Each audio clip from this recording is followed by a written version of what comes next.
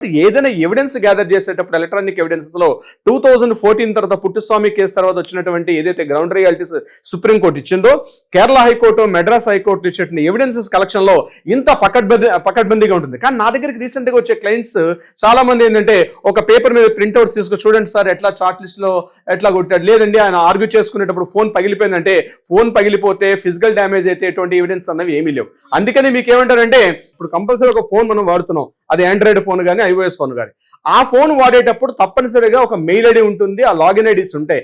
ఒకవేళ phone physical గా damage అయినా సెకండ్ ఆప్షన్ ప్రకారం మనకు ఉంటుంది. ఇవి గుర్తుపెట్టుకోండి. సార్ ఫోన్ పగిలిపోయింది కాబట్టి నేను ఆ డివైస్ లో చూపించలేను అని చెప్పి భయపడాల్సిన అవసరం అటు భర్త కావచ్చు, భార్య కావచ్చు, ఇటువంటి సందర్భాలు ఉండే అవకాశం చాలా తక్కువ. సో ఆ డేటాని ఏదైతే స్టోరేజ్ చేస్తాం అంటే, ఇక్కడ నేను 2 ఆప్షన్స్ చెప్పాను. ఒకటి హార్డ్ డిస్క్ లో స్టోరేజ్ చేసుకోవచ్చు, పెన్ డ్రైవ్ లో స్టోరేజ్ చేసుకోవచ్చు, లేదా అదే డివైస్ లో స్టోరేజ్ చేయొచ్చు. ఇది కాకుండా క్లౌడ్ టెక్నాలజీలో కూడా స్టోరేజ్ చేసుకోవచ్చు. వీటన్నిటిని కూడా యాక్సెప్టెన్స్ ఇస్తారు. బట్ 65B అనేది మ్యాండేటరీ. ఆ డేటా స్టోరేజ్ చేసినప్పుడే ఈ డేటాని మనం కోర్టులో ఎవిడెన్స్ గా ప్రాపర్ గా చూపించేటప్పుడు దాన్ని యాక్సెప్టెన్స్ ఇస్తారు. లేకపోతే కోర్టు మాత్రం యాక్సెప్టెన్స్ ఇవ్వదు.